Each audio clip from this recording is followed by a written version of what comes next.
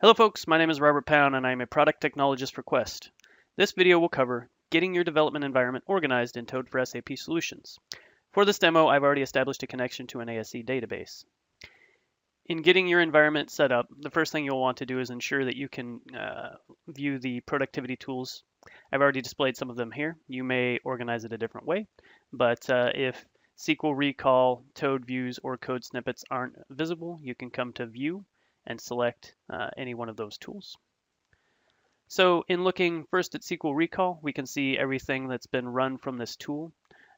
We can, for instance, hover over a specific statement and see which statement that is, and also the connection information as well.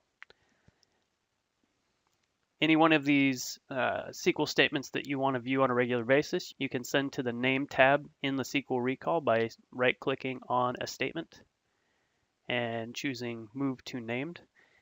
You will then name the actual statement. You can name them whatever you like. You can also send them to Code Snippets by choosing Add to Favorites folder. This will add it to the favorites in Code Snippets for your particular database, in this case ASE, or to Toad Views. You can also highlight a statement if you want to send it to Toad Views by right-clicking and choosing Add to Toad Views. You can also do it from the query builder. So, for instance, if you had a query that you want to add to Toad Views, for instance, this one here on screen, I can right-click on the canvas and choose Add to Toad Views.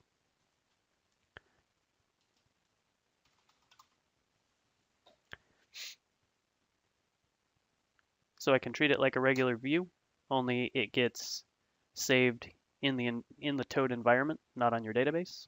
And code snippets are handy for dropping in little bits of code that you don't have to continually look up. It's a library of, as the term implies, code snippets. So if I have something that I want to drop in here, I can simply choose it from the list and I can bring it in.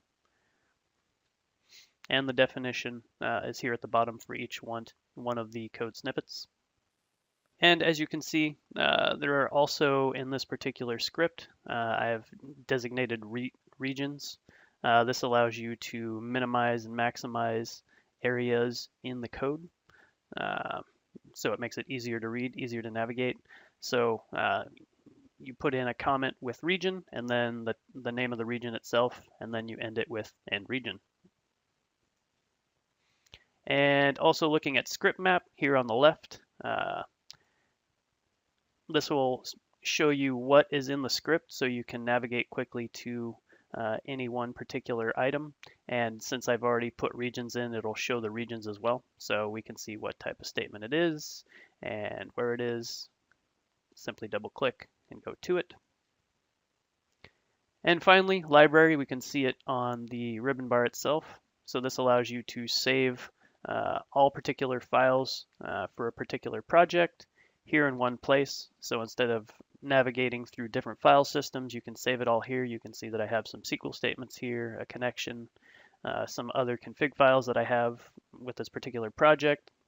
And that's all I had to share on organizing and navigating your environment. For more information on this or other topics, you can check out the help file. It has a wide range of information to help get you started.